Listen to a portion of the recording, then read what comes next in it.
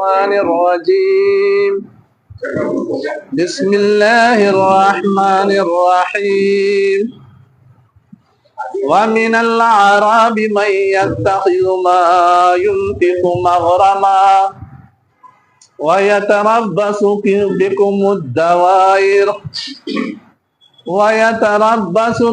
الدوائر عليهم دائرة السوء والله سميع عليم ومن الأعراب من يؤمن بالله واليوم الآخر ويتخذ ما ينفق قربات عند الله وصلوات الرسول ألا إنها قربة لهم سيدخلهم الله في رحمته إن الله غفور رحيم.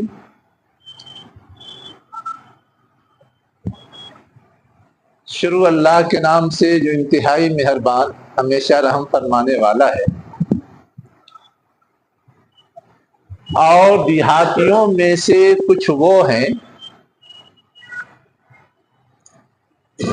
جو بناتے ہیں اس چیز کو جو خرچ کیا مغرمن تاوان، اور انتظار کرتے ہیں تمہارے ساتھ یا تمہارے اوپر گردش زمانہ کا. انہیں پر بری گردش ہے اور اللہ سننے اور جاننے والا ہے. اور دیہاتیوں میں سے ہی کچھ وہ ہیں جو اللہ اور یوم آخرت پر ایمان رکھتے ہیں اور وہ جو کچھ خرچ کرتے ہیں اسے اللہ کے پاس قربت کا ذریعہ بناتے ہیں اور رسول کی دعاؤں کا ذریعہ بناتے ہیں. سنو، بے شک وہ ان کے لیے قربت کا ذریعہ ہے. ان قریب اللہ انہیں اپنی رحمت میں داخل کرے گا. بے شک اللہ بخشنے والا رحم فرمانے والا ہے.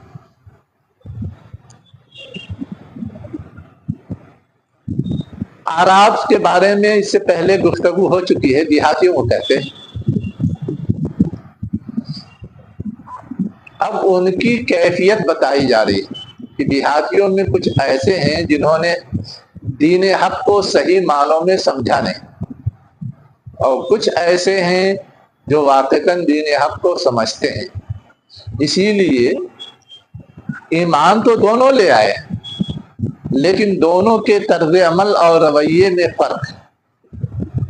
ایک کا ایمان دباؤ والا ہے، وہ یہ نہیں چاہتے کہ جو کچھ ان کے اپنی ثوابدید یا چاہت کے خلاف ہے اس کو قبول کریں. تو کیا ہوتا ہے؟ وہ یہ چاہتے ہیں کہ کسی طرح جو دباؤ قائم ہوا ہے اور جس کی وجہ سے ہمیں کچھ کرنا پڑتا ہے وہ دباؤ ختم ہو جائے. اسی چیز کا یہاں اظہار کیا گیا ہے. کیا چاہتے ہیں؟ یتربصوا بکم الدوائر، وہ تم پر چاہتے ہیں گردش زمانہ کو. اب گردش زمانہ کا مطلب کیا ہے؟ آج وہ حاوی ہے تو ان کی بات ماننے پہ ہم مجبور ہیں. جو بھی احکامات آتے ہیں اس کے لحاظ سے ہمیں کرنا پڑتا ہے، اور خاص طور سے مال و اسباب بھی خرچ کرنا پڑتا ہے. اب مال خرچ کرنے کا مطلب یہ ہے کہ بڑی قربانی دینی پڑتی ہے. جان خرچ کرنے کا مطلب یہ ہے کہ بڑی قربانی دینی پڑتی ہے. اسی لیے جہاد کے حوالے سے جب بات ہوتی ہے، جو مال خرچ کرتے ہیں اور جو اپنی جان کھپاتے ہیں یا اللہ کے راستے میں جان و مال سے جہاد کرتے ہیں، اب یہاں یہ کہا جا رہا ہے کہ وہ یہ بات پسند کرتے ہیں کہ کوئی ایسی آفت نازل ہو جائے، کوئی ایسی مصیبت آ جائے، کوئی ایسا چکر چل جائے کہ ان کا جو غلبہ ہے وہ ختم ہو جائے۔ جب غلبہ ختم ہو جائے گا تو ان کے مطالبات ماننے نہیں پڑیں گے تو ہم آرام سے جیسے پہلے زندگی گزار رہے تھے منمانی ویسے ہی گزاریں گے، اور کچھ خاص بھی نہیں کرنا پڑے گا۔ اس لیے کہ ان سے جب کہا جاتا تھا کہ اللہ کے راستے میں جہاد کرنے کے لیے مال خرچ کرو، تو اس مال خرچ کرنے کو وہ کیا سمجھتے تھے؟ مغرم۔ عربی میں غرامہ بولتے ہیں جرمانے کو۔ ہاں جی، ہاں، یا تاوان کو۔ تو اب یہ جو وہ اللہ کے راستے میں خرچ کرتے تھے، چاہے زکوٰۃ نکالتے ہوں، چاہے صدقہ دیتے ہوں، چاہے مختلف اہم مواقع پر ایکسٹرا خرچ کرتے ہیں، خیرات کرتے ہیں، اس کو وہ اپنے لیے بوجھ سمجھتے تھے۔ اس لیے کہ جرمانہ اور تاوان کوئی خوشی خوشی نہیں دیتا ہے، بوجھ سمجھتے ہوئے ہی دیتا ہے، مجبوری میں۔ ورنہ اگر نہ دینا پڑے، چھٹی مل جائے تو ہر آدمی کوشش کرتا ہے کہ چھٹی مل جائے۔ بھیجا ٹیکس، ہر ٹیکس کو آپ غرامہ یا تاوان نہیں کر سکتے، اس لیے کہ ہر ٹیکس کو کہیں گے تو بات جو ہے وہ وصولی نہیں ہوگی۔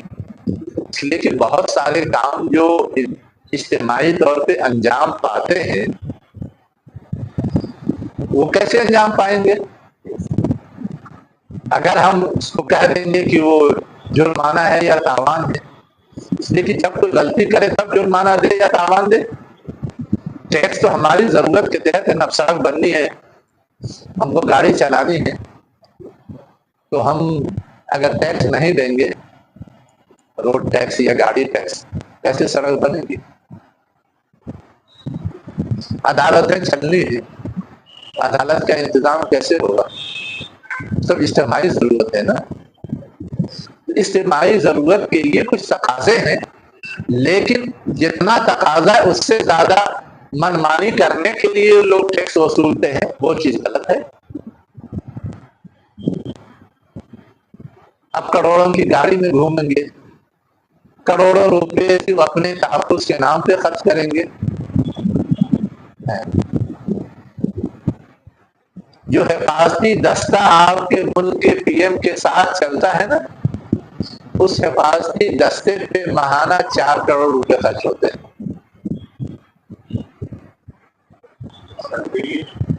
ڈیلی نہیں، اور نہیں، ماہانہ 4 کروڑ ہے نا، 4,000 یا 4 لاکھ نہیں ہے۔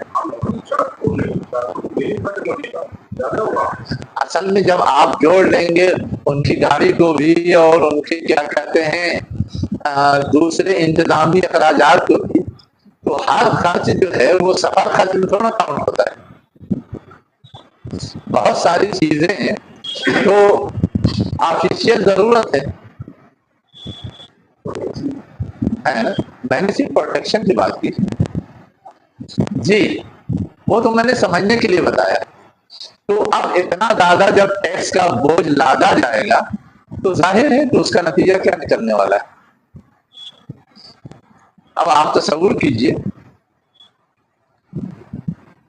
آپ کی انکم جیسے جیسے بڑھتی جاتی ہے آپ کے اوپر ٹیکس کا سلیب بڑھتا جاتا ہے، اور ایک وقت وہ آتا ہے جبکہ آپ کے پاس جتنا آپ نے محنت کر کے کمایا ہے اس کا صرف 20% بچے گا، 80% ٹیکس دینا ہے۔ ایک حد وہ بھی آتی ہے، تو یہ سب تو ظالمانہ ہے۔ اس کو کوئی اگر بوجھ سمجھتا ہے تو حق بچانے میں جی۔ تو یہاں اصل میں اس تناظر میں بات کی جا رہی ہے، جہاد کے تناظر میں، اس لیے کہ غزوہ تبوک کے موقع سے ایک عمومی اعلان تھا نا، ہر ایک سے مطالبہ تھا، اور جو جتنا زیادہ کرے اس کا مطالبہ تھا۔ اور اس وقت یہ تھا کہ سب کو نکلنا ہی ہے اور سب کو کرنا ہی ہے، تو وہ اور اسے بہت سمجھ رہے تھے. اس کی طرف اشارہ ہے کہ جو کچھ وہ خرچ کرتے ہیں اسے تاوان یا جرمانہ ٹھہراتے ہیں اور چاہتے ہیں کہ اہل حق پر کوئی مصیبت نازل ہو جائے اور ان کا غلبہ، ان کا دباؤ ختم ہو، تاکہ اس طرح ہمیں بھرنا نہ پڑے. اب اللہ تعالیٰ کی طرف سے ان کے لیے جواب کیا ہے کہ ان کی یہ جو خواہش ہے یہ انہیں پر پلٹنے والی ہے، انہیں پر بری گردش، برا چکر، بری مصیبت، بری آفت ٹوٹنے والی. اب بری آفت کیسے ٹوٹنے والی؟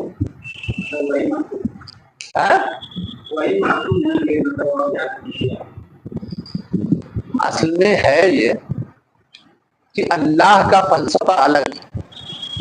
اللہ کا فلسفہ یہ ہے کہ جو جتنا زیادہ خرچ کرتا ہے اللہ اتنا ہی اس کے مال میں برکت دیتا ہے، اور جو جتنا زیادہ بخیلی کا مظاہرہ کرتا ہے اتنے ہی اس سے برکت اٹھتی جاتی ہے. اب ان سے کہا جا رہا ہے اللہ کے راستے میں خرچ کرے، وہ تاوان سمجھ کے نہیں کرے، کنی کاٹے، بہانے کرے. اللہ تعالیٰ ایسے دوسری راہیں پیدا کر دیتا ہے اس سے زیادہ خرچ کرنا پڑ جاتا ہے. چاہے کوئی آفت ٹوٹ جائے، چاہے اس پہ بیماری آ جائے، چاہے اس کا بزنس فیل ہو جائے، چاہے قحط پیدا ہو، کچھ بھی ہو جائے، تو کہا یہ جا رہا ہے کہ تمہاری یہ جو تھنکنگ ہے، تمہارا یہ جو سوچ ہے کہ اللہ کے راستے میں دے رہے ہو یہ جرمانہ تاوان ہے، یہ سوچ خود اتنا بڑا جرم ہے کہ اس پہ تمہاری گرفت کی جائے اور جو کچھ دیا ہے وہ چھین لیا جائے. چھیننے کی یہ سب شکلیں ہیں. اسی کو کہا گیا علیہم دائرۃ السوء، بری گردش ان پر آئے گی، اس لیے کہ ان کے اعمال برے ہیں، ان کا رویہ برا ہے، ان کا طرز عمل برا ہے. واللہ سمیع علیم، اور اللہ سننے والا ہے، جاننے والا ہے. اب سننے والا ہے، جاننے والا ہے. جاننے والا تو سمجھ میں آ رہا ہے جو کچھ ان کا ایٹیٹیوڈ ہے، ان کا رویہ ہے، لیکن سن کیا لیا اللہ تعالیٰ نے؟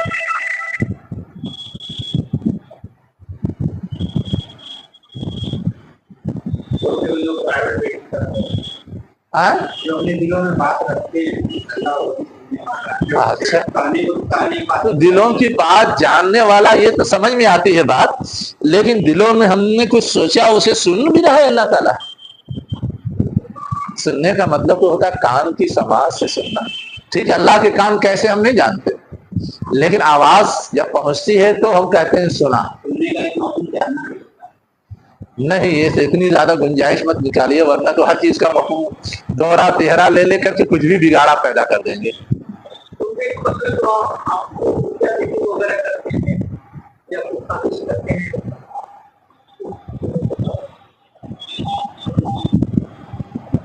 اچھا،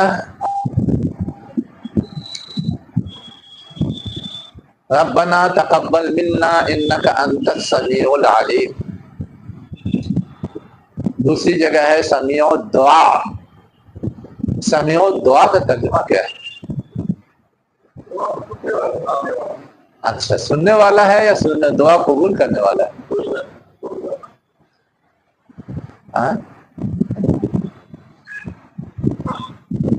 اصل میں ہے یہ کہ سننا کوئی معنی نہیں رکھتا جب تک کہ اس کا کوئی عملی رزلٹ سامنے نہ آئے. لفظ تو ایسا ہے کہ گویا فیس شو ہو رہا ہے کہ سن لیا، لیکن مفہوم یہ ہے کہ اس کا لاسٹ فیس قبول کر کے اس کا نتیجہ برآمد ہو گیا. تو یہاں جو بات کہی جا رہی ہے سمیع کا مطلب یہ ہے کہ وہ جو کچھ بھی دلوں میں احساسات، جذبات رکھ رہے ہیں اس کا نتیجہ لامحالہ برآمد ہوگا، ہے نا. جیسے اللہ تعالیٰ سن لے اور اس کے مطابق کوئی چیز ہو جائے، ویسے یہ بھی ہونے والا ہے. اس میں کسی لفظ کا معنی سننا نہیں ہے، لیکن چونکہ یہ چیز ایک لازمی تقاضا ہے اس لیے اس کی طرف اشارہ کر دیا. ایسے بھی یہ تو نہیں، لیکن دوسرے لوگ تو بولتے بھی تھے، جیسے یہود کے بارے میں آیا ہے قرآن میں باضابطہ کہتے تھے کہ کیا ہم غنی ہیں اور اللہ فقیر ہے؟ کہ ہم سے یہ مطالبہ کیا جاتا ہے کہ اللہ کے راستے میں خرچ کرو؟ یہ تو ان کا باضابطہ قول بھی ہے۔ تو یہ اس بات کو اگر سامنے رکھیں تو ان کے حوالے سے یہ بات نہیں آتی، لیکن ان کے احساسات، جذبات کا رد عمل چونکہ لامحالہ ظاہر ہونے والا ہے، جس کو یہاں ڈکلیئر کر دیا ہے، اس لیے اس کی طرف وہ اشارہ کیا گیا ہے۔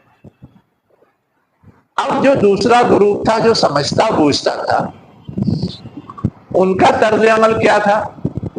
دیہاتیوں میں سے کچھ وہ ہیں جو اللہ یوم آخرت پر ایمان رکھتے ہیں، جو کچھ خرچ کرتے ہیں اس سے اللہ کے نزدیک قربت چاہتے ہیں،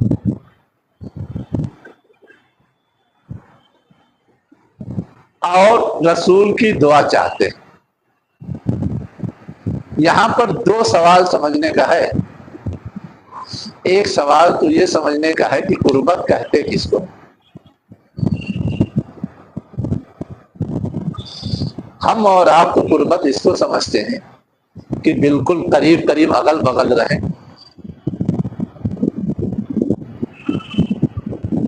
ہر وقت کی ملاقات ہو، ہر وقت کی بات ہو، ہر طرح کے کیا کہتے ہیں معاملات میں شریک ہو، اس کو ہم لوگ قربت سمجھتے ہیں۔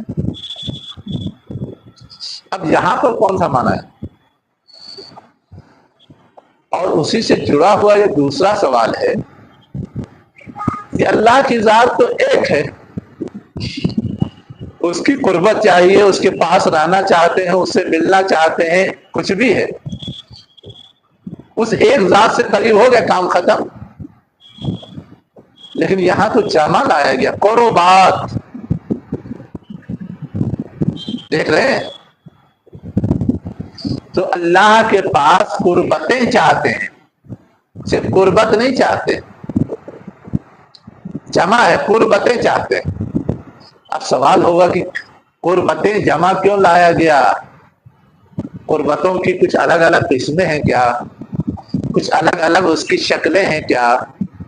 کچھ الگ الگ اس کے مظاہر ہیں کیا؟ یہ تو ایک سوال پیدا ہوگا۔ آپ بتائیے۔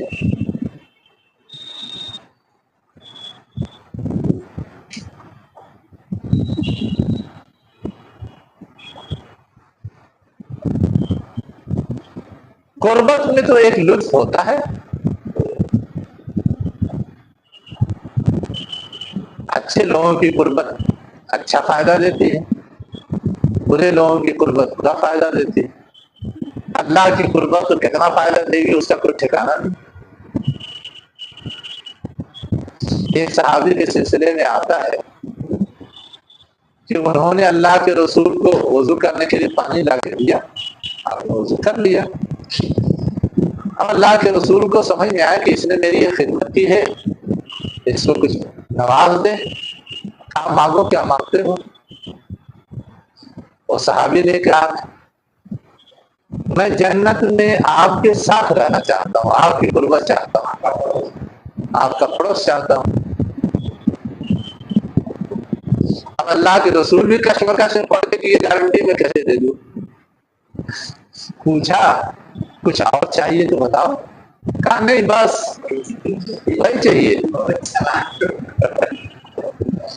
اللہ کے رسول نے کیا کہا؟ کثرت سجود سے میری مدد کرو۔ میں گارنٹی تو نہیں دے سکتا، سفارش کر سکتا ہوں، لیکن اللہ کی قربت کا تقاضا یہ ہے کہ سجدے کیے جائیں، مسجد وقترب ہے نا، قرآن کی آیت، اللہ سے زیادہ زیادہ اپنے تعلق کو مضبوط کیا جائے۔ تو تم اللہ سے اپنے تعلق کو زیادہ سے زیادہ مضبوط کرو، تم کو میری قربت نصیب ہو جائے گی، میں سفارش کرنے کی پوزیشن میں آ جاؤں گا کہ تو سجدے پہ اپنی قربت عطا کرتا ہے، عطا کر دے۔ اپنے بارے میں تو پہلے سے معلوم تھا کہ میں تو اللہ کا قریب قرب پاؤں گا نہیں۔ یہ ہے آپ کی صحبت، آپ کی قربت نصیب ہو جائے، تو یہ تو سمجھ میں آتا ہے کہ قیامت کے دن اللہ کی قربت حاصل ہو جائے، اسی کے وہ ایک دوسرے انداز سے پیش کیا گیا ہے۔ اس لیے کہ انسان تو اس انداز کو زیادہ سمجھتا ہے جو اس کے ساتھ گزرتی ہے۔ کیا دیدار الہی سب سے بڑی نعمت کیا ہوگی؟ دیدار الہی۔ اس کے بعد تو وہ ایسا مگن ہوگا کہ پھر ہر چیز بھول جائے گا جو کچھ جنت میں ملا ہوگا اسے بھی۔ اب دیدار الہی کا مطلب کیا ہے؟ کہ بالکل آمنا سامنا قریب، وہ قربت ہی کی ایک شکل ہے۔ تو قربت کا مفہوم تو کسی طرح سمجھ میں آ رہا ہے ایک حد تک۔ وہ ٹھیک ہے، صفات کا پیکر تو ہم کو دنیا ہی میں دیکھنا چاہتے، تخلقوا باخلاق اللہ۔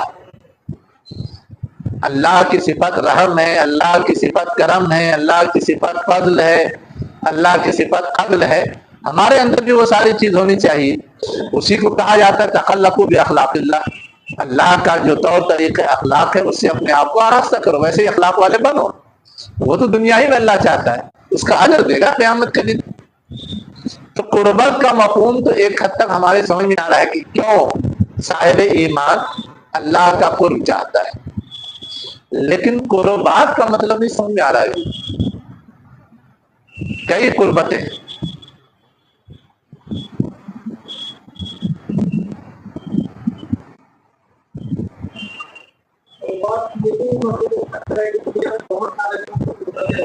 ہاں ہاں ہاں ہاں ٹھیک ہے۔ تو اگر یہ کہا جاتا کہ وہاں نیک لوگوں کی صحبت حاصل ہو، جیسے یوسف علیہ السلام نے دعا کی تھی توفنی مسلمن والحقنی بالصالحین، ہمیں وفات دے مسلمان کی حالت میں اور سارے لوگوں کے ساتھ ملا دے۔ وہ دعا تو سمجھ میں آتی ہے، سارے مختلف طرح کے لوگ ہوں گے، مختلف لیول کے لوگ ہوں گے، ان کے ساتھ ہم رہیں گے، ملا دے۔ یہاں پر کیا ہے؟ عند اللہ، اللہ کی ذات ایک ہے، مختلف نہیں ہے۔ اس کا قرب چاہیے، اس کا دیدار مل گیا، ہو گیا قرب، لیکن قربات کیا بلا ہے یہ سمجھنا ہے اصل میں۔ قربت تو ایک حد تک سمجھ میں آ گئی بات۔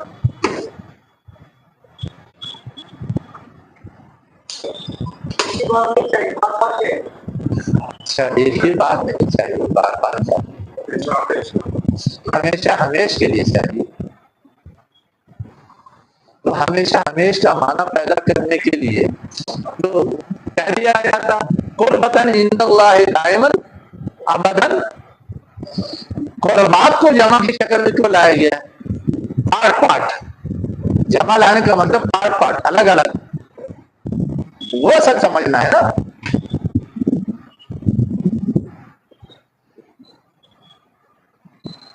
مطالعے میں یہی سب غور کرنا رہتا ہے جب ہم لوگ قرآن کا مطالعہ کرتے ہیں، تو غور کر کے جواب ڈھونڈ کے لائیے، ایک ہوم ورک رہا۔ تو صاحب ایمان اس امید میں بھی نیک کام کرتے ہیں کہ اللہ کے رسول کا حکم ہے، ہم اسے پورا کریں گے، اللہ کے رسول اس کی وجہ سے ہمارے لیے دعا کر دیں گے تو ہمارا بیڑا پار لگ جائے گا، ہماری طرف اللہ کی توجہ بڑھ جائے گی۔ یہ تو سمجھ میں آتا ہے، جو سچا پکا مومن ہے وہ بار بار اللہ کے رسول پر بھی درود سلام اسی لیے بھیجتا ہے، ان کا احسان ہے وہ چکایا بھی جائے، اور ان کی دعائیں اگر یا ان کی شفاعت اگر حاصل ہو گئی تو یہ چیز ہمارے لیے نجات کا ذریعہ بن جائے گی۔ وہاں بھی جمع کی تعبیر آئی ہے، صلوات۔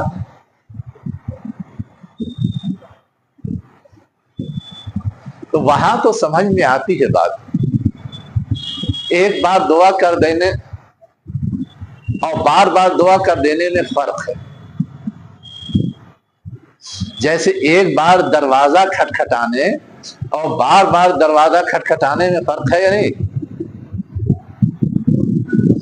بار بار کھٹکھٹانے کا مطلب یہ کہ گھر والا بھی سمجھتا ہے کہ کوئی زیادہ اہم مسئلہ ہے، کوئی زیادہ اضطراری کیفیت ہے جس کے لیے وہ ایک بار کھٹکھٹا کے واپس نہیں گیا، ٹکا ہوا ہے اور کھٹکھٹایا جا رہا ہے۔ اتنی سمجھ تو پیدا ہوتی ہے۔ اللہ کے رسول بار بار اگر دعا کریں تو اس سے احتیاج کا اظہار زیادہ ہوتا ہے، ضرورت کا اظہار زیادہ ہوتا ہے، اور اس کا فائدہ یقین میں ہوتا ہے۔ وہاں تو یہ بات سمجھ میں آتی ہے، لیکن قربات میں کیا ہے؟ جب ایک بار مل گئی ختم مسئلہ۔ اب اللہ کی کئی قربتیں ہیں کیا، یہ ہے اصل دیکھنے کی چیز۔ قربات اس عمل کو کرتے ہیں، ہاں، اس سے مطلب عمل کو کرتے، قریب کرنے والے عمل۔ اب وہ قربات اسی سے بنا، وہ ایسے اعمال کرتے ہیں جس سے اللہ تعالیٰ کی کا قرب آتا ہے۔ الا انہا قربۃ لہم، اسی قربات کا جواب ہے وہ نا۔ انہوں نے قربتوں کا کیا کہتے ہیں، خواہش کی، قربتوں کی آرزو کی، قربتوں کے لیے مال خرچ کیا، تو ان کو یہ بشارت دی جا رہی ہے کہ ان کے لیے کیا ہے، قربت طے، فائنل، قربت کا فیصلہ ہو گیا۔ یہاں پر جمع نہیں ہے، یہاں پہ واحد ہے۔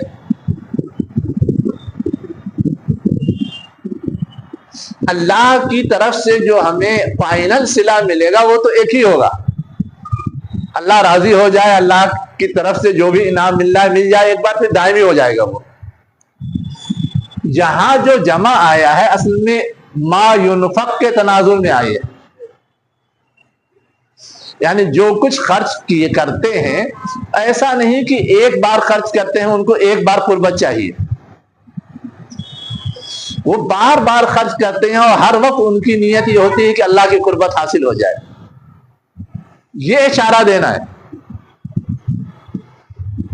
اللہ کی قربت جو ہے وہ بہت ساری شکلوں میں ہوگی، یہ مطلب نہیں ہے، بلکہ اللہ کی قربت حاصل کرنے کے لیے ہم جو کچھ خرچ کر رہے ہیں وہ بہت ساری شکلوں میں ہے۔ کبھی صدقہ ہے، کبھی خیرات ہے، کبھی کیا کہتے ہیں زکوٰۃ ہے، یا اور دوسرے خرچ کے جو راستے ہوتے ہیں۔ یتیموں کی سرپرستی ہے، غریبوں کی سرپرستی ہے، مسافروں پہ خرچ کسی پہ بھی کرتے ہیں، تو اس کو یہ قربات کہا گیا ہے۔ ما ينفق وہ قربات ہے، اور اس کی مختلف شکلیں ہیں، مختلف روپ ہیں، اس کو قربات کہا گیا۔ وہ قربت کا ذریعہ بنے گا تو اس کے بہت سارے راستے ہیں، یہ اصل سمجھایا گیا۔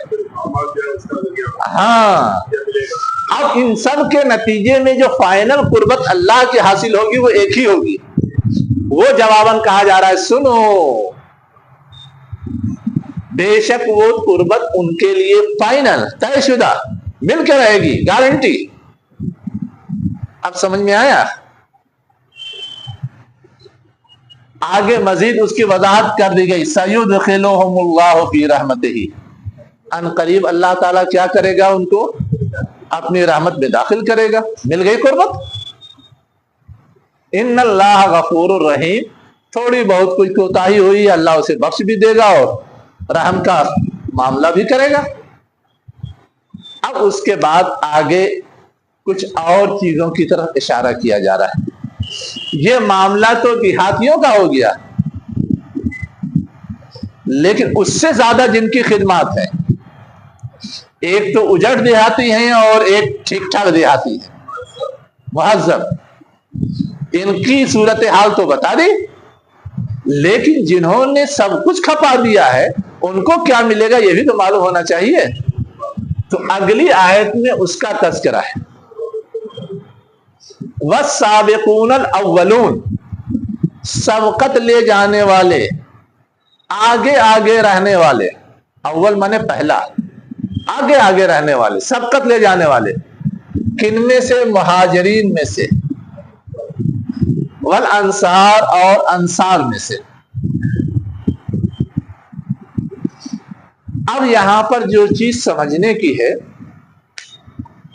کہ جب کوئی تیار نہ ہو اس وقت اگر کوئی تیار ہوتا ہے تو یہ اس کی کسی خوبی کی وجہ سے ہوتا ہے۔ جب حالات بالکل الٹے ہوں اور اس وقت کوئی کام کرنے کے لیے آگے بڑھے تو یہ اس کے حوصلے کی، اس کی ہمت کی، اس کے بہادری کی دلیل ہوتی ہے۔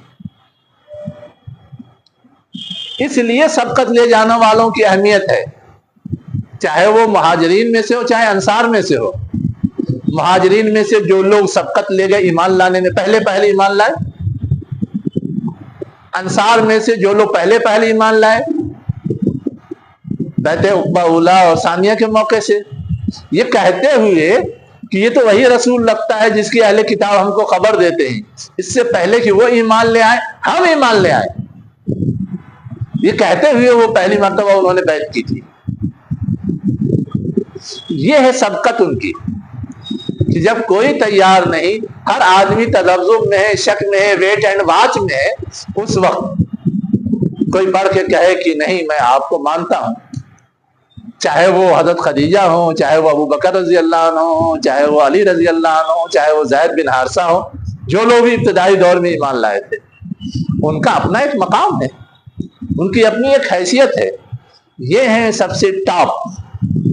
اسی کو کہا گیا والسابقون الاولون من المہاجرین والانصار، یہ ہے ٹاپ لیول۔ اس کے بعد کون ہے؟ والذین اتبعوہم باحسان، اور وہ لوگ جنہوں نے ان کی پیروی کی، ان کے پیچھے پیچھے آئے۔ اتباع مانے کیا ہوتا ہے؟ کسی کے پیر کے نشان پر اپنا پیر رکھتے ہوئے آگے بڑھنا، ان کے پیچھے پیچھے، یعنی سابقون الاولون کے پیچھے پیچھے آئے، اس کے بعد ایمان لائے بے احسان، احسان کے ذریعے۔ اب یہاں پر احسان کا مطلب کیا ہے؟ احسان بولنا ہوتا ہے کسی کام کو بہت اچھے طریقے سے کرنا۔ یقیناً، یعنی انہوں نے ان کی پیروی جو کہ سابقون الاولون کی اچھے ڈھنگ سے کی، اس لیے اب ان کا نمبر لگے گا اس کے بعد۔ ایک مطلب تو یہ ہے، لیکن اور بھی کوئی مطلب ہو سکتا ہے۔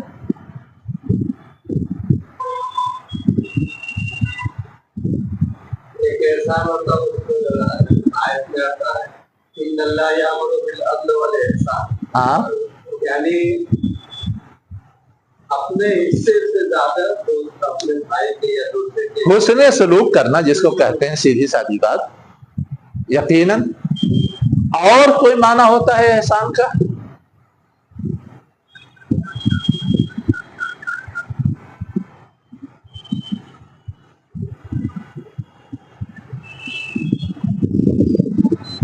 ایک تو کیفیت ہے بے قدر کود پڑا آتش نمرود میں عشق، اور ایک یہ کیفیت ہے کہ بے خطر کودا نہیں، اس نے پہلے مشاہدہ کیا، اس کی خوبیوں کو پرکھا، جب خوبیوں پہ اطمینان ہوا تب تسلیم کیا۔ یہاں کیا کہا جا رہا ہے؟ جنہوں نے پیروی کی احسان کے ذریعے،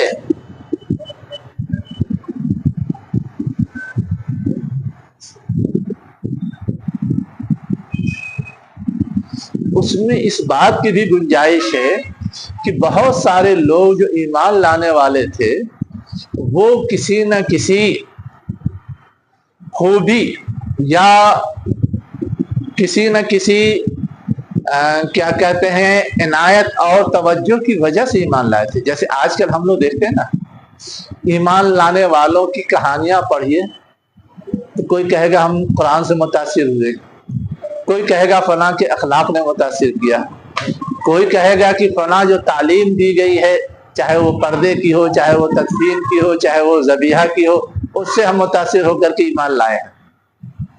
ٹھیک، لیکن بحیثیت مجموعی جب آپ تلاش کریں گے تو اس میں جو چیز نظر آتی ہے وہ یہ ہے کہ جو علم والے ہیں وہ تو قرآن پڑھ کے لاتے ہیں، لیکن جو علم والے نہیں، عام لوگ ہیں، وہ عموماً اخلاق سے متاثر ہو کر کے لاتے ہیں۔ تو اہل ایمان نے جو اپنے آپ کو ایک آئیڈیل شکل میں پیش کیا تھا، اس آئیڈیل شکل نے ان کو متاثر کیا تھا۔ جیسے ہندوستان میں اسلام کیسے پھیلا، تو اس میں ہم لوگ کہتے ہیں تجار کے ذریعے۔ اب تجار کے ذریعے جو پھیلا تو تجارت کے ذریعے پھیلا کیا؟ تجارت میں جو انہوں نے ایمانداری کا مظاہرہ کیا، جو اپنا برتاؤ پیش کیا، اس سے نا لوگ متاثر ہو کر کے مسلمان ہوئے۔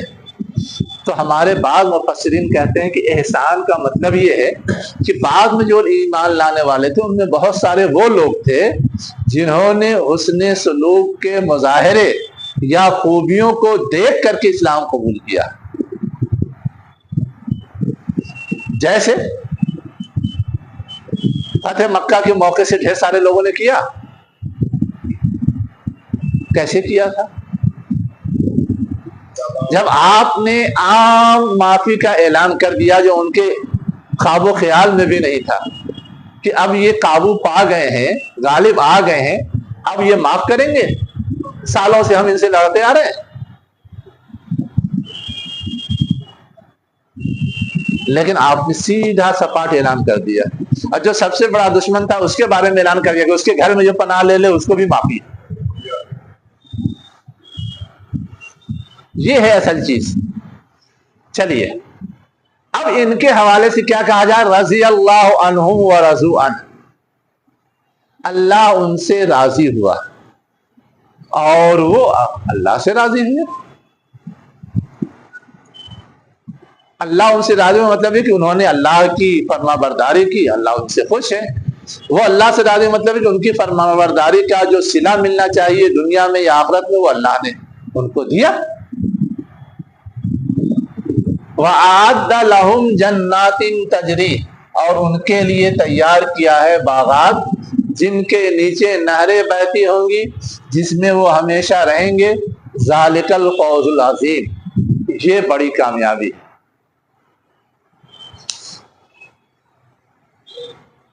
تو جو ٹاپ لیول تھے ان کا بھی بتایا اور جو ٹاپ سے نیچے تھے ان کا بھی بتایا۔ اب اس سے کیا چیز معلوم ہوتی ہے کہ قانون کی نگاہ میں گرچہ سارے مسلمان صاحب ایمان برابر ہیں، لیکن عمل کے پیمانے میں ان کے درمیان فرق مراتب ہوتا ہے۔ یہ چیز سمجھ میں آ رہی ہے؟ جو جیسا عمل کرتا ہے، جس طرح کا مظاہرہ کرتا ہے، جس طرح کا پروف اور ثبوت دیتا ہے، اسی کے لحاظ سے اس کا اسٹیٹس متعین ہوتا ہے۔ اور یہ بات صرف یہاں نہیں کہی گئی ہے، سورہ فتح کے اندر بھی کہی گئی، جس نے فتح سے پہلے خرچ کیا اور جس نے فتح کے بعد خرچ کیا، دونوں برابر نہیں ہو سکتے۔ جنہوں نے فتح سے پہلے خرچ کیا ہے ان کا مقام، ان کا اجر زیادہ ہے، اور جو اس کے بعد کر رہے ہیں ان کا مقام، ان کا اجر کم ہے۔ یہ دوسری جگہ بھی ہے قرآن میں۔ تو ہے یہ کہ ہم اور آپ یہ سمجھتے ہیں کہ اجر صرف کرنے سے متعین ہوتا ہے،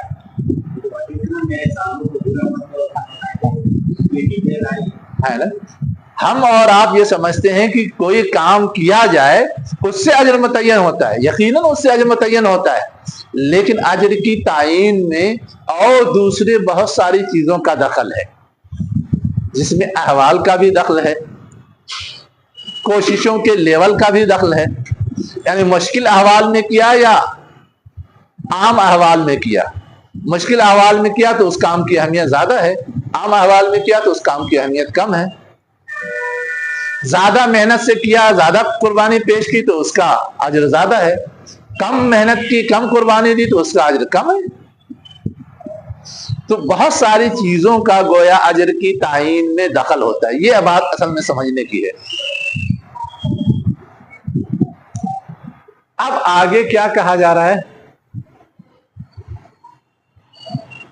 جو بگڑے تھے، جو سدھرے تھے، ان کے بارے میں تو آ گیا، اور جو بین تھے، لا الہ الا ولا الہ الا، نہ سچے پکے مومن ہیں اور نہ کافر ہیں، تو اب ان کا کیا معاملہ ہے؟ اب کہا جا رہا ہے وَمِمَّنْ حَوْلَكُمْ مِنَ الْأَعْرَابِ مُنَافِقُونَ، یہ ہے نہ ادھر کے نہ ادھر،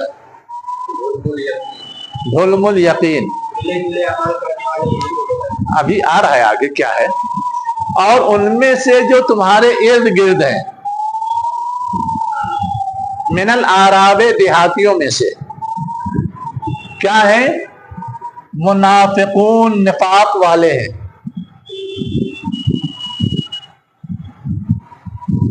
اور آگے بتایا جا رہا ہے ایک لیول اور آگے، اور اہل مدینہ میں سے نفاق پر اڑ جانے والے ہیں۔ اڑ جانا جانتے ہیں؟ یعنی کسی قیمت پر اس سے دستبردار ہونے کو تیار نہیں۔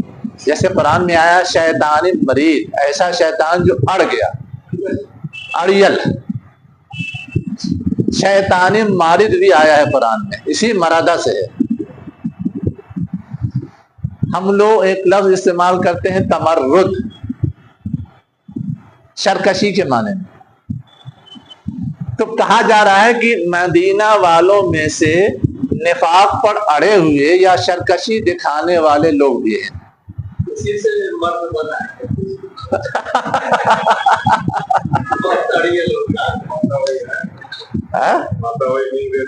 اچھا، مادہ وہی ہے، نون دے ڈال۔ تو اردو عربی میں مرد کے معنی ہوتے ہیں کیا؟ مرد، یا اردو میں مرد کے معنی ہوتے ہیں مرد؟ عربی سے لیا گیا ہے تو ثابت کرنا پڑے گا نا کہ عربی سے لیا گیا ہے۔ نہیں، وہ ایک الگ مسئلہ ہے کہ ایک زبان سے دوسری زبان میں معنی بدل کے آتا ہے، لیکن پہلے یہ تو طے ہو کہ اس زبان سے آیا ہے، ہے نا؟ اس زبان میں وہ لفظ استعمال ہی نہیں رہا تو ہم کیسے کہہ دیں گے کہ اس زبان سے آیا ہے؟ مرد لفظ عربی زبان میں کہیں استعمال دیکھا ہے؟ آدمی کے لیے مرد لفظ کہیں نہیں استعمال ہوا، تو ہم یہ نہیں کہہ سکتے کہ وہاں سے آیا ہے۔ فارسی زبان میں استعمال ہوتا ہے، آپ کہہ سکتے ہیں فارسی سے آیا ہے، لیکن عربی سے آیا یہ نہیں کہہ سکتے۔ جس لفظ کے بارے میں معلوم ہو کہ وہاں سے آیا ہے، آپ یہ دکھا سکے کہ ہاں دیکھیے عربی زبان میں فلاں جگہ یہ لفظ استعمال ہوا ہے، تب تو گنجائش ہے، لیکن اگر آپ یہ نہیں دکھا سکتے تو نہیں کہہ سکتے۔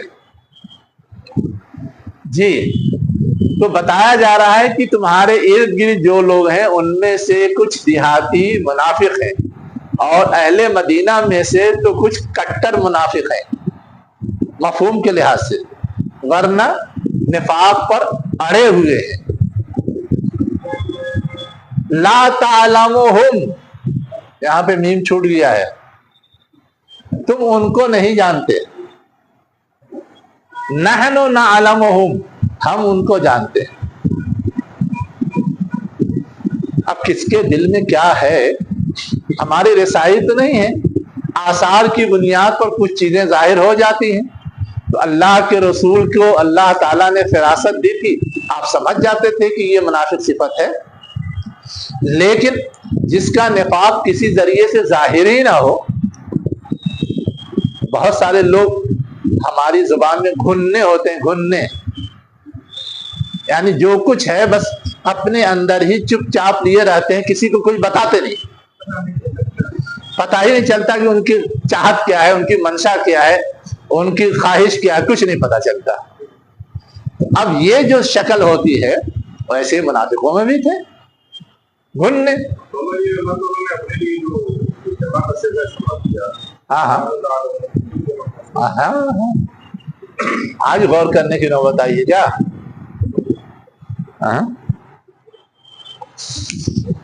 دیکھیے، اس کا جو سب سے آسان جواب ہے وہ یہ ہے کہ جو لوگ معزز اور مکرم ہوتے ہیں وہ اپنے اس اعزاز اور تکریم کے اظہار کے لیے ہم بولتے ہیں، ہے نا؟ اللہ تعالیٰ بھی اپنے اس اعزاز اور اکرام کے اظہار کے لیے ہم بولتا ہے۔ ہاں، اعزازی صفت کے لحاظ سے آیا، اس کی کرامت اور تکریم کے لحاظ سے آیا۔ یہ آسان جواب ہے۔ باقی مشکل جواب بہت سارے دیے جاتے ہیں، لیکن اس چکر میں پڑھنے کی ضرورت ہے نا۔ تو چونکہ نفاق کا معاملہ دلوں سے ہے، اس لیے بہتوں کے بارے میں اللہ کے رسول جانتے تھے، بہتوں کے بارے میں اللہ کے رسول نہیں جانتے تھے، لیکن اللہ جانتا تھا، اسی لیے اللہ نے दोनों तरह के मुनाफिकीन का चर्चा या जिक्र कर दिया है। आम मुनाफिक और एक अड़ियल किस्म के जिद्दी मुनाफिक, कट्टर मुनाफिक। अच्छा,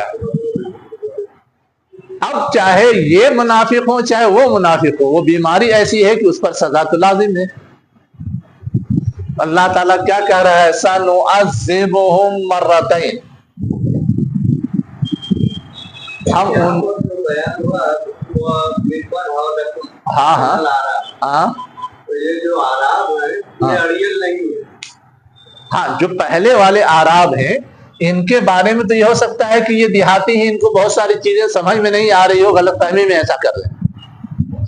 लेकिन मदीने वाले तो हर वक्त हर चीज का मुशाहिदा कर रहे हैं, हर चीज समझ रहे हैं, उसके बाद वो कर रहे हैं ऐसा, तो ये अड़ियल है। हाँ, ये जो आराब में से एक शक्ल ये, आराब में से दूसरी शक्ल ये, आराब में से तीसरी शक्ल ये है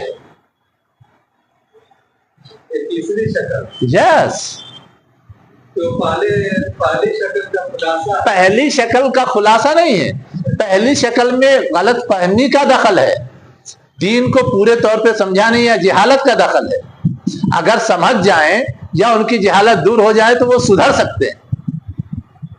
और ये जो शक्ल है तीसरी, इसमें जहालत का दखल नहीं है, समझ करके मफादात के चक्कर में वो है निफाक की ज़दा, निफाक की बीमारियों में मुब्तला। फर्क ये है। और जो मदीने वालों में बताया जा रहा है, ना सिर्फ ये कि समझ करके, बल्कि एक तरह से इंतहाई निचली सतह पे उतर करके वो निफाक का मुजाहरा कर रहे हैं। अड़ियल हैं, जिद्दी हैं, कट्टर हैं, जो चाहे कह ले, ये है असल चीज। अब क्या कहा जा रहा है, सनुअज़्ज़िबुहुम मर्रतैन, अनकरीब हम उनको क्या करेंगे, 2 बार अजाब देंगे।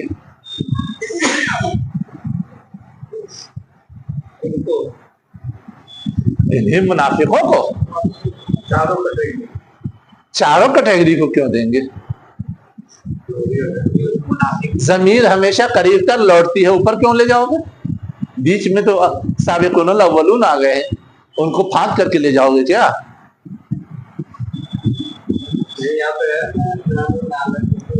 हाँ, तो नाहनु नअलमुहुम भी यही मुनाफिकीन के बारे में, ये सब कैटेगरी के ना, बस ये नंबर 1 मुनाफिक, नंबर 2 मुनाफिक मरादू, बस।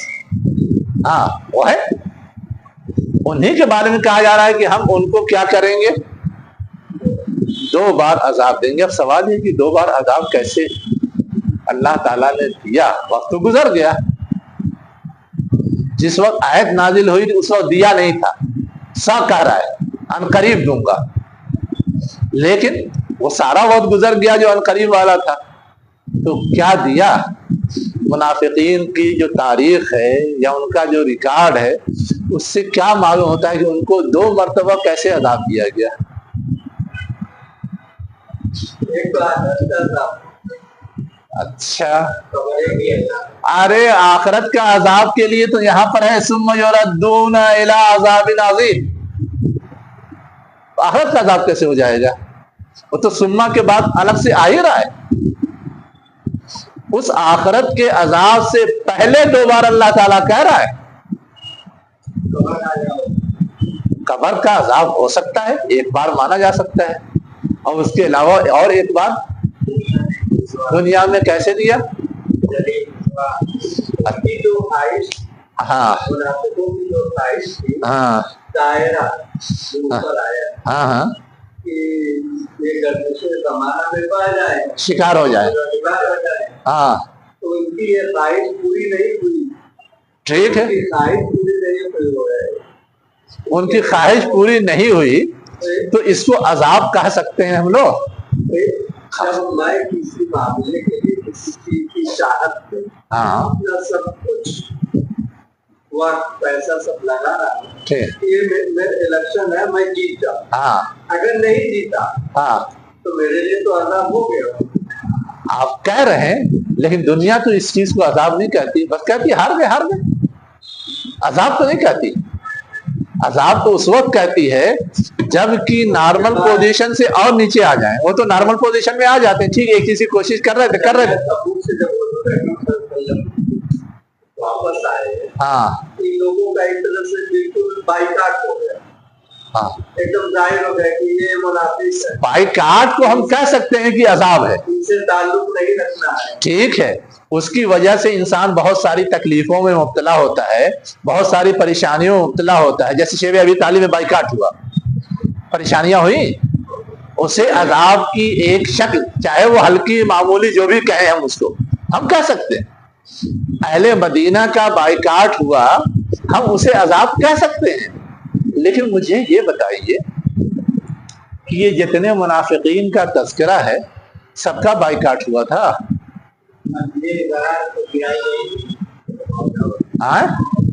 مسجد زرار گرائی گئی تھی، ٹھیک ہے، تو وہ تو ان کی ایک غلطی تھی، اس غلطی کی وہ درست کر دیا گیا، ایک طرح سے ان کی شکست ہو گئی، ایک سازش ناکام ہو گئی، لیکن اس کو عذاب کہیں گے کیا؟ بائیکاٹ میں انسان پریشان ہوتا، عذاب کا مطلب تکلیف پہنچے ہے نا، تو تکلیف پہنچنے والی جو شکل ہے وہ بائیکاٹ میں تو سمجھ میں آتی ہے، لیکن بائیکاٹ کا معاملہ یہ ہے کہ جو لوگ بھی نہیں گئے تھے آ کر کے معافی مانگ کے جا رہے تھے۔ عام طور سے منافقوں کا بائیکاٹ تو ہوا نہیں تھا، صرف 3 صحابی کے بارے میں آتا ہے کہ ان کا بائیکاٹ ہوا تھا۔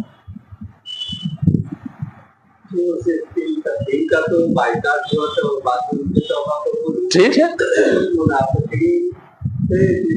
جن کے بارے میں پہلے تذکرہ ہوا ہے ہاں کہ آئیں گے قسم کھائیں گے، ٹھیک، آپ کا جی کہ آج کے بعد کسی بھی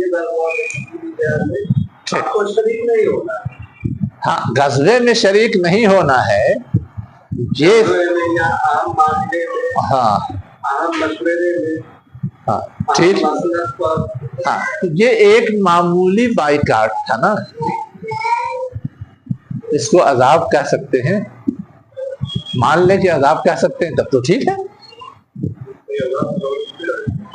لیکن یہ عذاب کے زمرے میں لایا جا سکتا ہے، یہ تو غور طلب ہے نا،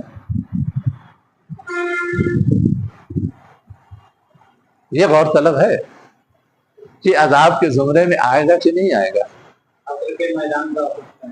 اچھا، اور کچھ سیرت ویرت پڑھی ہے؟ ہاں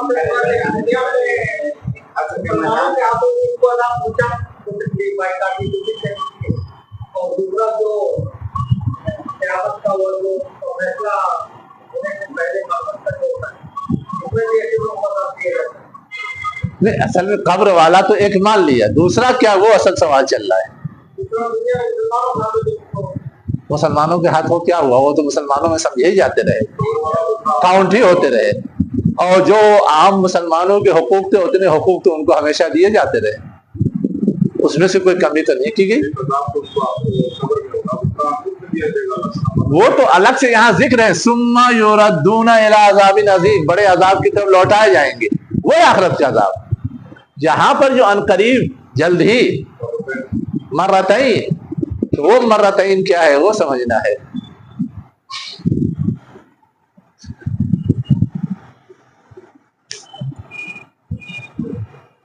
ایک جگہ اور تذکرہ ہے ان کے بارے میں، ہاں کہ اللہ تعالیٰ کی آیات آتی ہے تو ایک ہفتے ہاں ان کا خون ہو جائے، ہاں، اور حضور صلی اللہ علیہ وسلم کچھ منافقین کی لسٹ بھی بنا کر دے دیے تھے، اس کا بائیکاٹ ہو گیا تھا، اس کو مسجد زراعت جو بنائے تھے ہاں، اور ان کا جو مشن تھا وہ بھی اس کے ذریعے سے ناکام ہو گیا، ہاں، اس کو ذریعہ بنا رہے۔ یہ سب باتیں بھی مفسرین نے گنائی ہے نا، لیکن اس کے علاوہ بھی کچھ اہم باتیں گنائی، مثلا بہت سارے منافقین جن کا کی رول تھا ہے نا. ایک موقع سے اللہ کے رسول نے خطبہ دیا اور سب کا نام لے لے کر کے کہا چل باہر. یعنی وہ تین تو جنہوں نے اپنے آپ کو الگ کر لیا تھا اور توبہ قبول ہو گئی پھر وہ آ گئے، ان کے علاوہ یہ بہت سارے ایسے تھے جن کا کی رول تھا. ان سب کا کیا کیا؟ اپنے مخصوص دائرے سے چھانٹ دیا. یہ ان کی ذلت اور رسوائی تھی. ایک تو اس کو انہوں نے کہا ہے. اور مسجد زرار کے سلسلے میں تو یہ بھی ہے، زرار کے سلسلے میں، کہ جس کی تحریک پر وہ مسجد بنائی گئی تھی وہ تو بھاگ گیا تھا. ابو عامر راہب، اور جا کر کے رومیوں کے یہاں پناہ لی تھی اور وہیں بے آسرا اور بے مدد بری موت مرا. اصل میں تھا یہ کہ پہلے تو لالچ میں وہ ایمان لے آیا تھا، پھر بعد میں جب اسے یہ ہوا کہ مجھے کوئی چانس نہیں مل رہا ہے تو وہ مرتد ہو کر کے چلا گیا مکہ. مکہ میں مکیوں کو یعنی قریش کو بھڑکا بھڑکا کر کے مختلف جنگوں میں وہ ان کے ساتھ شریک تھا. بعد میں اس کے قبیلے کے کچھ لوگ جو تھے ان کو بھڑکا کر کے اس نے مسجد زرار بنوائی تھی اور کہا تھا کہ تم لوگ یہاں ہتھیار جمع رکھو، میں جا رہا ہوں روم، وہاں کے بادشاہ سے بات کر کے بہت سارا لاؤ لشکر بھیجوں گا اور ان کا کام تمام کرنا ہے، ان کی چودراہٹ ختم کرنی ہے حضور اور صحابہ کی. تو اب یہ چیز تو اندر اندر ہوتی رہی. اللہ تعالیٰ نے وحی کے ذریعے اللہ اپنے رسول کو بتا دیا اور اللہ کے رسول نے تھوڑا بہت پوچھ پاچھ کر کے ان کے اوپر اتمام حجت کر دی اور جلوا دیا.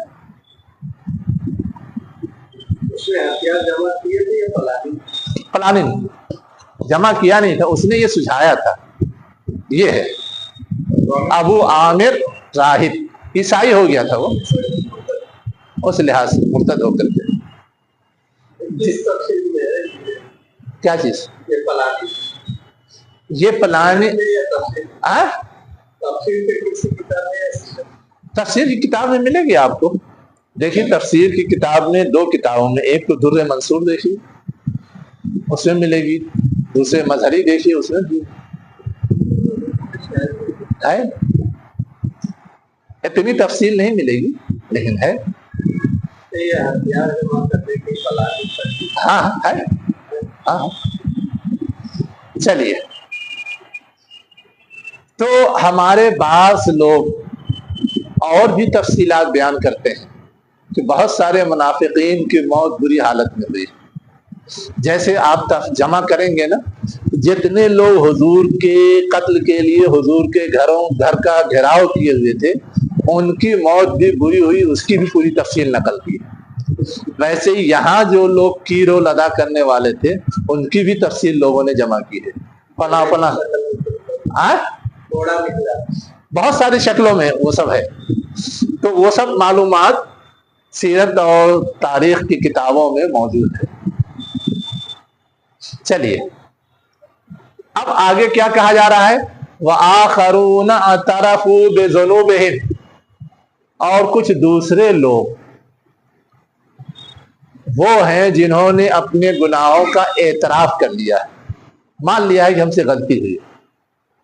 خَلَطُوا عَمَلًا صَالِحًا وَآخَرَ سَيِّئًا، انہوں نے گڑمٹ کر دیا ہے اچھے عمل کو اور دوسرے خراب عمل کو. ہاں آخرون جو کچھ دوسرے تھے انہوں نے ایسا کیا.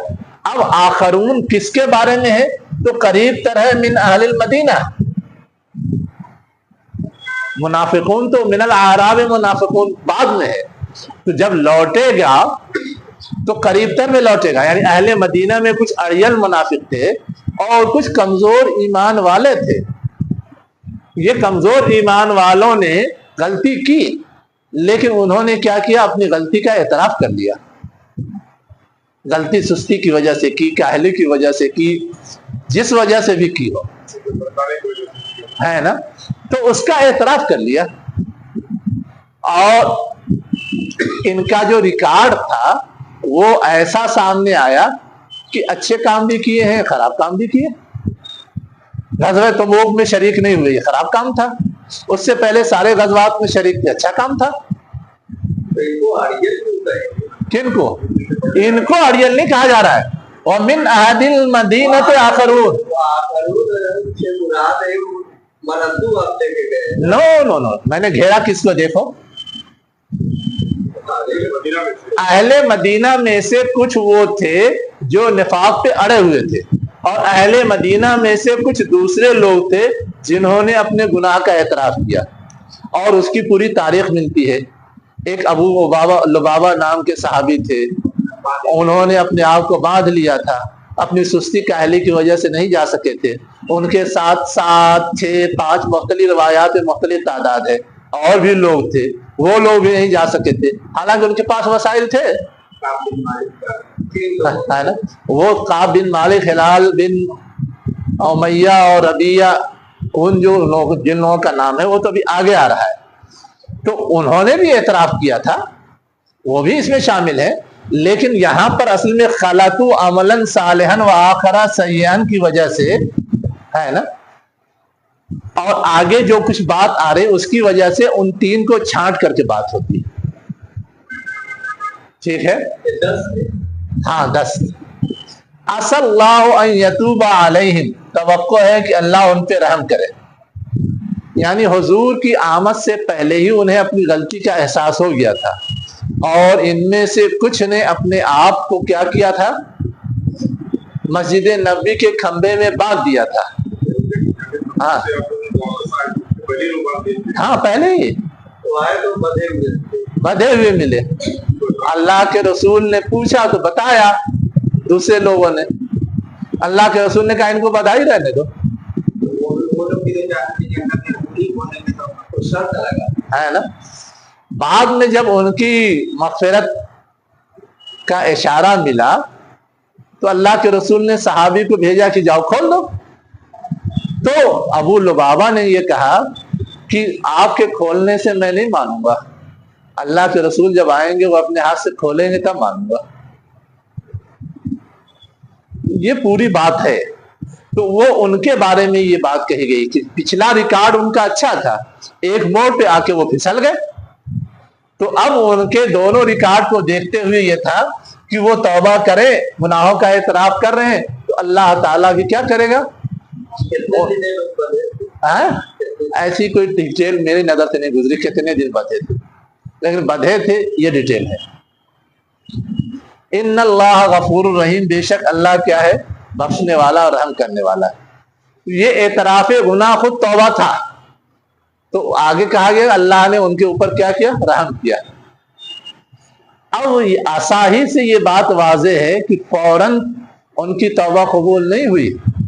اللہ کے رسول جو آئے ان کو دیکھا اور بدھا ہی رہنے کے لیے کہہ دیا, مطلب اس وقت تک توبہ قبول نہیں ہوئی تھی, اسی لیے اللہ کے رسول نے کھولا نہیں اور چھوڑ دیا, ان کو بھگتنے دو, تھوڑا احساس اور پختہ ہو, بڑھے.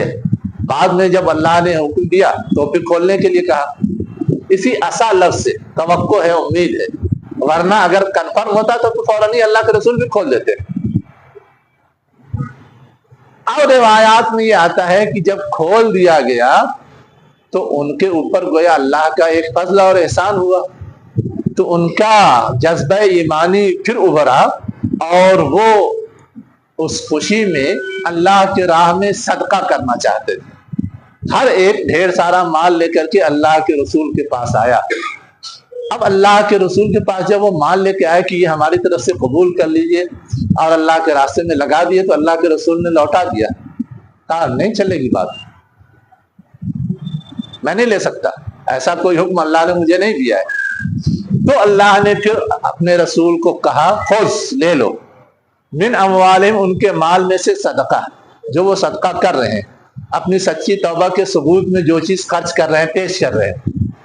تو طہرہم, اب تو طاہرہم میں اگر صدقہ کی طرف اس کی ضمیر لے جائے تو وہ صدقہ ان کو کیا کرے گا؟ پاک کرے گا اور ان کا تزکیہ کرے گا. اور اگر رسول کی طرف لے جائیں تو گویا رسول ان کو پاک کرے گا اور ان کا تزکیہ کرے گا، یعنی قبول کر لے گا تو ان کو یہ حوصلہ ملے گا کہ اس طرح کی غلطیوں پر معافی کے لیے یہ بھی ایک دروازہ ہے اور ان کے لیے ایک راہ مل جائے گی. اور آگے کیا کہا؟ وَصَلِّ عَلَيْهِمْ. اب صلی علیہم یہ کیا مطلب ہو جائے گا؟ ان پر کیا کرو؟ ان کے لیے دعا کرو. یہاں بالکل پرفیکٹ دعا کا معنی ہے. ان کے لیے دعا کرو جو صلوات میں آیا تھا. کیوں دعا کرو وہ بھی بتایا جا رہا ہے. اِنَّ صَلَوَاتَكَ سَكَنٌ لَهُمْ. تمہاری دعائیں کیا ہیں ان کے لیے؟ باعث سکون ہے. یعنی ان کی توبہ قبول نہیں ہو رہی تھی تو وہ بے چین تھے، تبھی تو باندھ لیا تھا آ کر کے. اور جب ان کے سلسلے میں اللہ نے ان کی توبہ کی قبولیت کا اعلان کر دیا تو انہوں نے ایک اور نیک کام کیا. اب تم نے ریجیکٹ کر دیا تو پھر ان کو بے چینی ہے. تو اب اس بے چینی سے باہر نکالنے کے لیے کیا کرنا ہے؟ اسے قبول کرنا ہے اور ان کے لیے دعائیں کرنی کہ اللہ ہمیشہ ان کو نیک توفیق دیتا رہے، اچھی توفیق دیتا رہے. تو اب یہ چیز جب ان کو معلوم ہوگی تو ان کا حوصلہ اور بڑھے گا اور ان کی بے چینی ختم ہو جائے گی. کس قدر نفسیات کا لحاظ ہے یہ اصل دیکھنے کی چیز ہے. کس قدر جذبات کا لحاظ ہے اور اس کی تسکین کا سامان ہے کہ ذرا سا توجہ ہٹی تو بے چینی، اور اس توجہ کو درست کرنے کے لیے فوراً ایک راہ اور اس کو ایکسپٹ کرنے، اپنانے، ماننے اور رائج کرنے کی تعلیم. اِنَّ صَلَاتَكَ سَكَنٌ لَهُمْ. اب سکن کے معنی کیا ہوتا ہے؟ ٹھہر جانا. انسان کا دل جو ہے جب کوئی چیز اس کی خواہش کے مطابق نہیں ہوتا تو زیادہ دھڑکتا ہے، نارمل پوزیشن سے ایب نارمل پوزیشن میں آ جاتا ہے. اور جب اس کی خواہش کے مطابق کوئی چیز ہو جاتی ہے تو پھر وہ نارمل پوزیشن میں آ جاتا ہے. اسی کو کہا جاتا ہے سکن. جیسے تھا ویسے ٹھہر گیا. اگر یہاں پر توجہ کو ترجمہ کیا جائے تو بھی تو بے شک اصل میں چونکہ یہاں صلی علیہم آیا ہے نا اس لیے وہ زیادہ میچ کرتا ہے. نہیں، اگر یہ ترجمہ کیا جائے تو اور وسیع ہے. ہاں ہاں یا پھر ان کا سچا قبول نہیں کیے، ہاں ان کی طرف توجہ نہیں کیے، ان کی توبہ کی طرف، ان کی زندگی کی طرف، ہاں معاملے میں توجہ نہیں کیے، آپ نظر انداز کر وصلی علیہ، آپ ان کے اوپر توجہ کیجیے. آپ کا توجہ کرنا ان کے لیے اطمینان ہے. بالکل. لیکن اس سے پہلے یہ بات تو ہو گئی نا. اگر یہاں سے شروعات ہوتی تو وہ معنی ہم لے لیتے، لیکن ان کا صدقہ لے لیجئے، ان کو پاک کیجئے، یہ سب بات پہلے آ گئی تو توجہ کے نتیجے ہی میں وہ سب ہوگا کہ ہم لے لیں گے. توجہ کے نتیجے ہی میں ان کو پاک کیا جائے گا، ان کا تزکیہ کیا جائے گا. تو وہ سارا عمل ہو چکا تھا، پھر کہا جائے گا توجہ کرو. یہ بات میچ نہیں کرے گی. اس لیے دعا اللہ تعالیٰ ان کو دے رہے ہیں. ہاں پہلا ہوگا کہ ان کا صدقہ قبول ٹھیک لے لیجیے. ہاں وہ صدقہ لینے آئے تھے، ہاں سب سے پہلی چیز ہے کہ آپ ان کا صدقہ قبول کر لیجیے. جی ان کے ذریعہ اس کے ذریعہ ان کی طہارت اور تزکیہ ہوگا. ہاں اور اگر آپ ان کی طرف توجہ بھی دیجیے، ہاں ہاں اس لیے کہ آپ کا توجہ دینا ان کے لیے مزید سکون کا باعث بنے گا. یقیناً میں جو چیز سمجھانا چاہ رہا ہوں کہ وہ تو توجہ سے ان کو سکون حاصل ہوگا، اس میں کوئی دو رائے نہیں ہے. لیکن یہ سارا کام بھی بغیر توجہ کے نہیں ہوگا کہ بعد میں توجہ کے لیے کہا جائے گا. اگر وہی توجہ والا معنی لینا ہوتا تو یہ پہلے آتا. ایسے کچھ یہاں پہ جو آیا ترجمہ جو ہوا، ہاں ایک تو مال کے ذریعے ان کی طہارت ہوئی، ہاں ایک آپ کے ذریعے طہارت ہوئی۔ ہاں تو مال ان کا اپنے رہے تو مال کے ذریعے ان کی طہارت اور تزکیہ ہو جائے گا، ہاں اور آپ توجہ ان کی طرف دیں گے تو ان کو اور اطلاع دے سکتے ہیں۔ دیکھیے جب تزکیہ ہو جائے گا اور طہارت ہو جائے گی تو آٹومیٹک انہیں تو حاصل ہو جائے گا۔ تزکیہ طہارت ہو گئی، ہاں لیکن آپ اصل میں دیکھیے اللہ کے پاس نبی کا درجہ ہے۔ تھوڑا سا فرق آپ سمجھیے اس دونوں کا، تب آپ کو سمجھ میں آئے گا۔ جب دونوں لفظ ایک ساتھ آیا ہے تو طہارت کا معنی عموماً گندگی کو پاک کرنا ہوتا ہے، جو خامی کمزوری خرابی ان کے اندر ہے اس سے آپ ان کو پاک کیجئے، اور تزکیہ کا معنی پاک کر کے نئی چیز اچھی چیز پروان چڑھانا ہوتا ہے، یعنی خوبیاں پروان چڑھائیے۔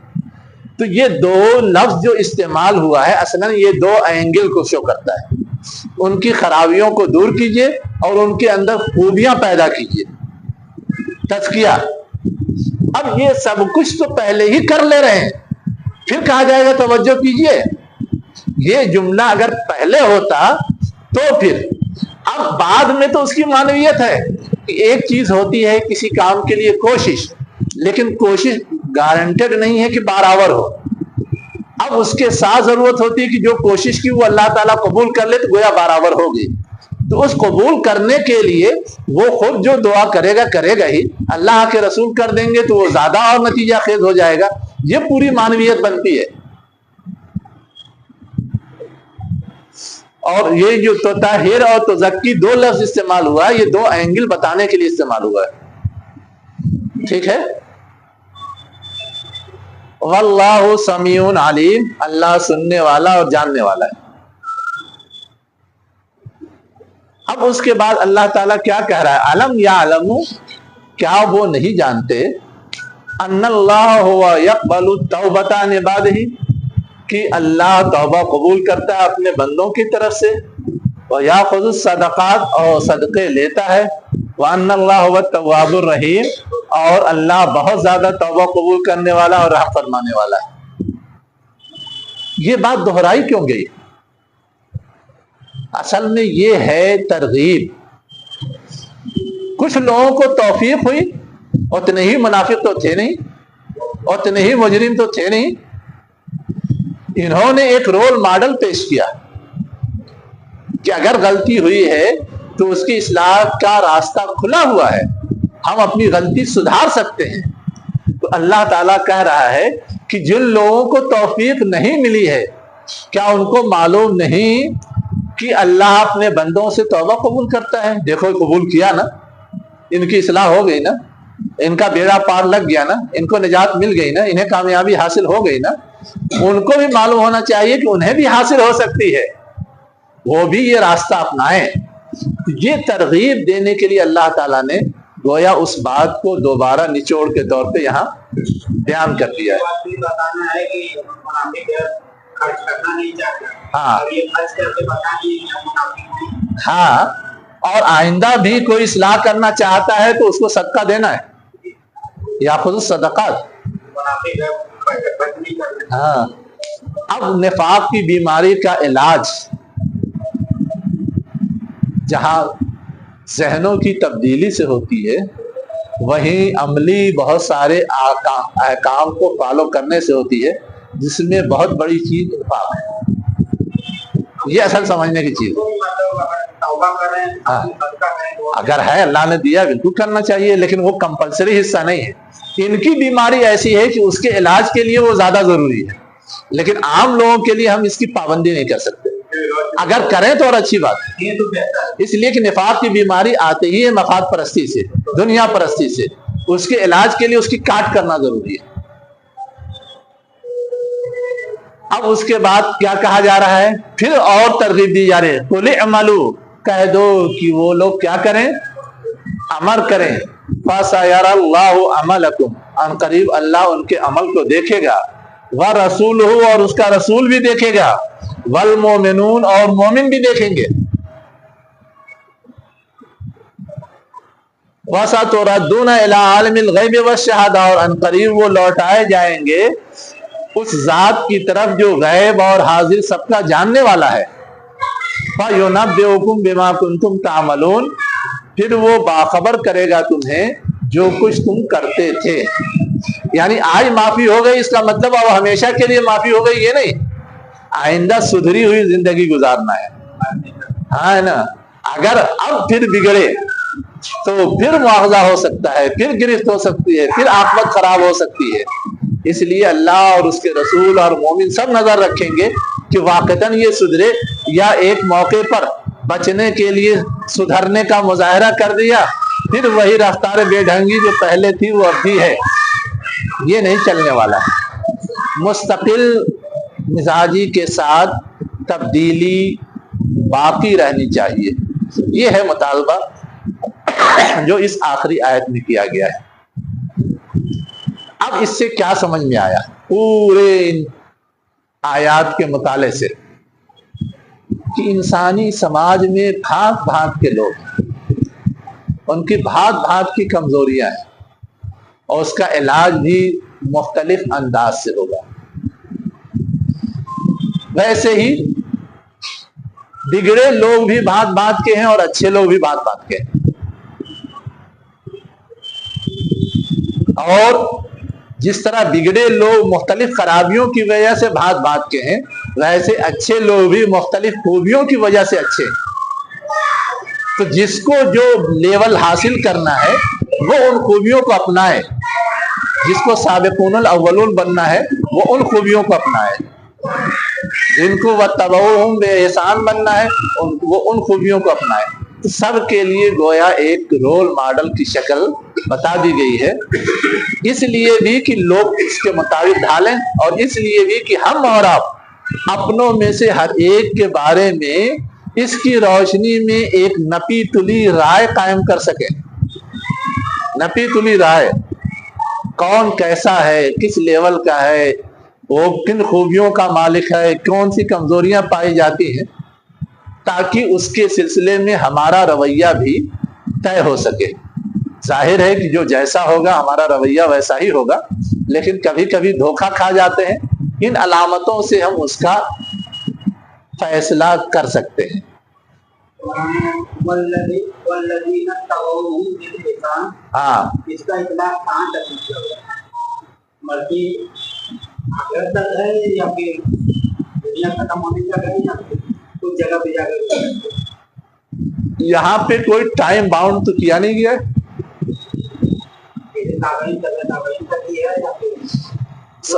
سوال یہ ہے کہ جب اللہ تعالیٰ نے ٹائم باؤنڈ نہیں کیا تو آپ کون ہے ٹائم باؤنڈ کرنے والے ہیں؟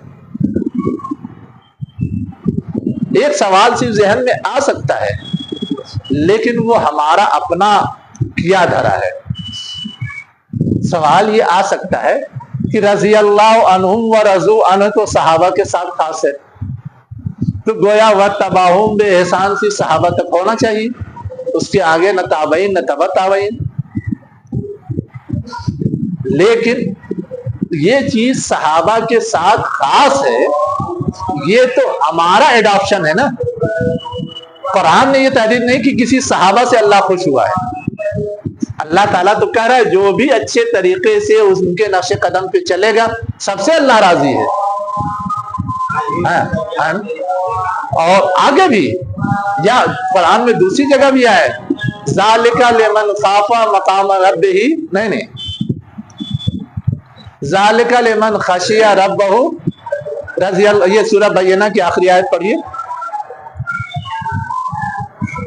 رضی اللہ عنہم و رضوا عنہ، اس کے بعد ہے ذالک لمن خشی ربہ. اللہ ان سے راضی ہوا، وہ اللہ سے راضی ہیں. اور یہ نتیجہ کس چیز کا ہے؟ خشیت کا، رب سے ڈرنے کا. وہ کسی بھی نیک بندے کے اندر ہو سکتی ہے. ویسے یہاں جو چیز بتائی گئی وہ کسی بھی نیک بندے کے اندر ہو سکتی ہے کہ وہ اچھے طریقے سے سابقون الاولون یا حضور کے نقش قدم پہ چلے. اسی لیے رضی اللہ عنہم کا لفظ جو ہے صرف صحابہ کے لیے استعمال ہو سکتا ہے اور دوسروں کے لیے استعمال ہو سکتا ہے یا نہیں، یہ ایک بحث چلتی ہے. ہاں تو اپنے عموم کے لحاظ سے قرآن نے تحدید نہیں کی، اس لیے ایک نقطہ نظر یہ کہ سب کے لیے ہو سکتا ہے، ہاں، اور کیونکہ ہم نے اس کو ایک اصطلاحی معنی پہنا دیا ہے کہ صحابہ کے لیے استعمال کرتے ہیں، تو صحابہ کے لیے اصطلاحی طور پہ جب استعمال کرنا ہو صحابہ کے لیے تو لا محالہ ہم کریں گے، لیکن دوسروں کے لیے بھی استعمال کی گنجائش ہے۔ اب ہے کیا، یہ چیز جو ہے تصوراتی ہے لیکن جھگڑے کی جڑ بن جاتی ہے۔ بعد کے لوگوں میں سے جس کو لوگ پسند کرتے ہیں، من پسند شخصیت ہے، اس کو رضی اللہ عنہ کہنا شروع کر دیتے ہیں۔ ایک مرتبہ تو ایسے ہی گھیر لیے گئے تھے ڈاکٹر ذاکر نائک بھی، رضی اللہ عنہ کہے جانے پر وہی کہہ رہا ہوں نا، تو وہ سب ہے معاملہ، گھیر لیے گئے تھے۔ تو ہے یہ کہ اگر اصطلاحی تناظر میں ہم استعمال کریں تو صحابہ کے لیے لامحالہ کریں گے، دوسروں کے لیے ہے تو اگر کوئی متبادل ہے تو احتیاط اس میں ہے کہ جھگڑے میں نہ پڑے، اور اگر نہیں ہے تو ہم دعائیہ انداز میں ان کے لیے بھی دعا کر سکتے ہیں، اللہ ان سے راضی ہو، ہے دعائیہ کلمات ہی۔ لیکن جب عوام میں ایک چیز ظاہر ہو جاتی ہے تو دوسری چیز جلدی ان کے ذہنوں میں آتی نہیں۔ چلیے وہی تو کہہ رہا ہوں نا، اس لیے کہ یہ طے کرنا بھی آسان ہے کہ احسان کے ساتھ انہوں نے اتباع کتنی کی ہے۔ وہی حال علیہ السلام کا بھی ہے نا، بہت سارے لوگ استعمال کرتے ہیں اولیاء کرام کے لیے، شیعہ لوگ تو اور خاص طور سے کرتے ہیں، ہاں، لیکن ہمیں وہ سب جھگڑے میں جانے کی ضرورت نہیں، اسی لیے میں نے وہ ایشو چھیڑا نہیں تھا۔ چلیے وآخر دعوانا ان الحمد للہ رب العالمین۔